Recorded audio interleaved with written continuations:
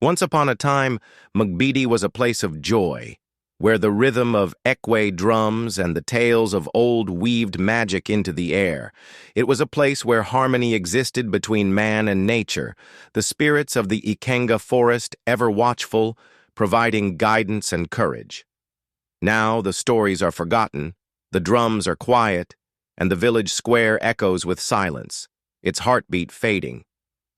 The promise of wealth whispers in the ears of my kinfolk, luring them away, disconnecting them from their roots. The ancestral forest, once revered and respected, now haunts my dreams. Angry spirits lurk in its darkness, crying for the return of respect and remembrance. Faced with the clutch of developers, my heart trembled not out of fear but sorrow. The sacred tree stood tall, gazing at me as if I were its last hope. Echoes of ancestors called out, entrusting me with the key to avert the impending doom. Grasping the ekwe drum, I played a haunting melody, the last song of the forest, an attempt to awaken the village's forgotten bond to Mother Nature. Every beat was a plea, a desperate call to showcase the importance of our roots. For in its echoes rested our past, our present, and most importantly, our future. The fate of Mugbiti, the sacred Ikenga forest, and each spirit within now rested in the resonance of this last chilling song. But Imoh stood firm. "If we sell the land of our ancestors, who will we be?" he asked. "A tree without roots cannot stand." The elders wavered, but the young men scoffed. "Imoh, you are stuck in the past," they said.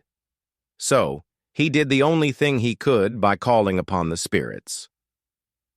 On the night of the full moon, Imoh entered the Ikenga forest with his father's Ofo staff, a symbol of truth and justice. He sat before the great Iroko tree, the dwelling of the spirits, and spoke from his soul. "Great ones, give our people a sign," he pleaded, and the spirits answered. The next morning, the sky darkened, though no rain fell. The Njaba River, usually calm, began to churn violently. Strange footprints, those of no man or beast, appeared on the sacred ground.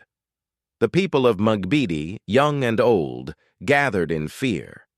The Dibia stepped forward. "The ancestors have spoken," he declared. "This land is not to be sold." The developers fled, and the people, shaken, turned to Imoh. They saw him now not as a man clinging to the past, but as the keeper of their heritage. From that day, he led the revival of Mugbiti's traditions. The drums returned to the village square. The young ones learned the old tales, and the great New Yam Festival, once forgotten, became grander than ever. Imoh had fulfilled the prophecy. He had become the bridge. And so, the story of Imoh of Mugbiti was told for generations, a reminder that people who forget their roots are like a river that forgets its source, destined to dry up and disappear.